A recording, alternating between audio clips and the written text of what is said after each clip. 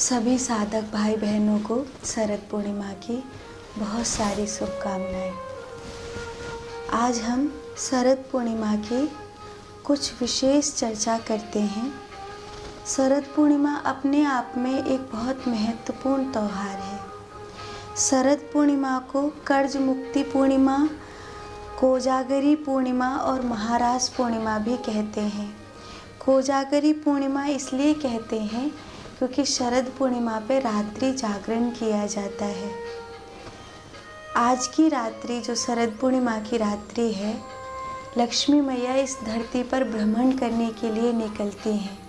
तो कहते हैं जब कोई व्यक्ति भजन कर रहा होता है, उस समय पूजन कर रहा होता है, कवच हैं जैसे कनक धारा स्तोत्र है, मधुराष्टकम है, विष्णु सहस्त्र नाम है, श्री सूक्तम है, इस तरह के जो कुछ स्तोत्र हैं उनका पाठ कर रहा होता है, ध्यान कर रहा होता है, सत्संगति में उसका मन होता है, तो लक्ष्मी मैया की दृष्टि स्वाभाविक रूप से उस जीव पर पड़ती है।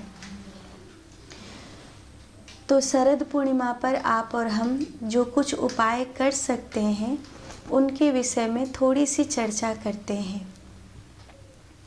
जैसे कुछ लोग जो श्वास के रोगी होते हैं उनके लिए एक विशेष उपाय है कि खीर तो सभी बनाएंगे शरद पूर्णिमा पर।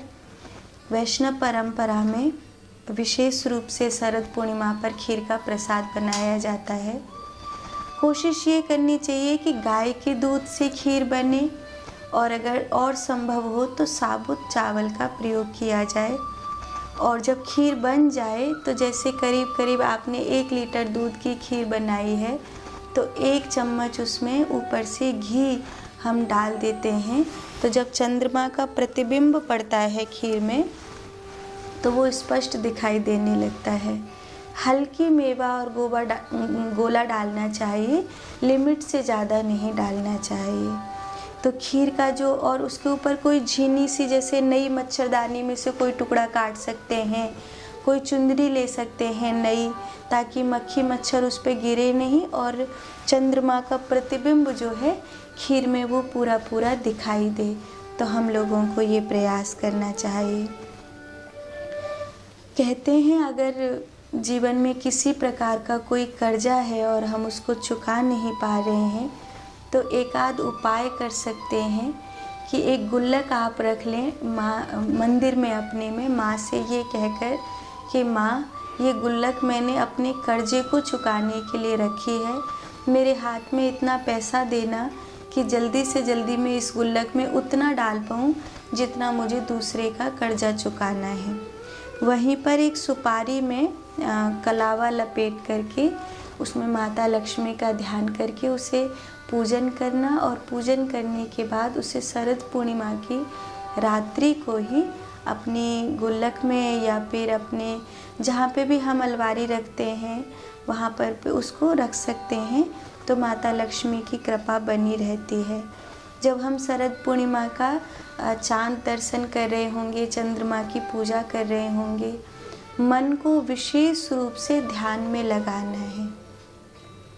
चंद्रमा पर का जो सबसे गहरा असर है वो हमारे मन पर पड़ता है और हमारे जीवन के जितने भी सुख और दुख हैं वो हमारे मन की गति पर आधारित हैं। हमारा विचार किस ओर है, हमारा मन किस ओर है।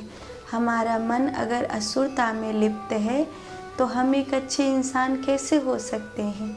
अपने मन का जो स्वभाव है, अपने मन की जो गति है, उसको हमें परमात्मा की ओर लगाना है।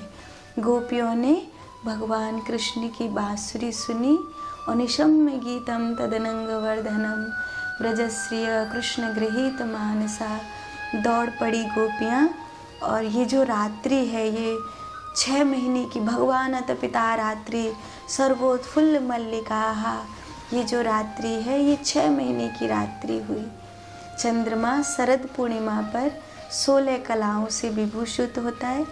आयुर्वेद के जो जानकार हैं वो लोग कहते हैं कि चंद्रमा से इस रात्रि पर अमृत बरसता है और वो अमृत ही धरती में औषधीय तत्व प्रकट करता है। इसीलिए शरद पूर्णिमा पर अगर हम खुली आसमान के नीचे बैठ सकें तब तो ये हमारा परम सौभाग्य होगा कि चंद्रमा का जो वो किरण है, वो जो प्रभाव है वो हमारे मस्तिष्क पर पड़े, हमारे उसका जो ऊर्जा चक्र है वो हमारे शरीर को पवित्रता से घेरे। शरद ऋतु का आरंभ हो रहा है। मैया को पीले फूल चढ़ाएंगे और अगर संभव हो सके तो घी का 4 मुख का दिया बना करके हम अपने घर में ही हनुमान जी का ध्यान करके वो दिया जलाएंगे। और तब तक कोशिश करेंगे कि दिया ऐसा होना चाहिए कि जैसे हम सांझ को करीब करीब 5:11 से चंद्रोदय आरंभ हो रहा है, तो हमने जैसे सांझ को दिया जलाया और ये दिया लगभग 11-12 बजे तक जलना चाहिए, ऐसा हम लोग कोशिश करेंगे। मैया को पीले फूल चढ़ाएंगे और जो कुछ 2-3 कहानियाँ हैं बड़ी प्यारी शरद पूर्णिमा की, तो अभी क्या है कि शरद पूर्णिमा की रात्रि पर ही हम कोशिश करेंगे कि जब आप सब भक्त कीर्तन करने के लिए बैठें, भजन करने के लिए बैठें, तो हम लोग उस समय लाइव साथ हो सकें और कुछ स्तोत्रों का पाठ कर सकें और शरद पूर्णिमा की चांदनी में ध्यान कर सकें, वो ज़्यादा ज़रूरी है। जिन लोगों को श्वास का रोग है वो क्या करेंगे, जो पीपल की छाल होती है, पुराना पीपल हो जिस पे से खोपटा निकल रहा होता है, तो वो खोपटा निकाल के ले आएंगे। निकाल के ले आएंगे मतलब ऐसा नहीं है कि आप पीपल पर किसी प्रकार के पैने अस्त्र का प्रहार नहीं करेंगे। अब जो पुराना पीपल होता है उसमें स्वाभाविक रूप से उसका खोपटा छूट रहा होता है, तो जितना आपकी उंगली से निकलता हो उतना ही लीजिएगा। और ये कार्य आपको कल ही करना है, क्योंकि शुक्रवार को पीपल को स्पर्श नहीं किया जाता। शरद पूर्णिमा शुक्रवार की है, 30 तारीख की है, तो आप ये कार्य शरद पूर्णिमा के दिन नहीं कर सकते, आप उससे पहले दिन अर्थात ये 29 तारीख को, कल के 29 तारीख को ही ये आप कार्य करेंगे, ये गुरुवार के दिन।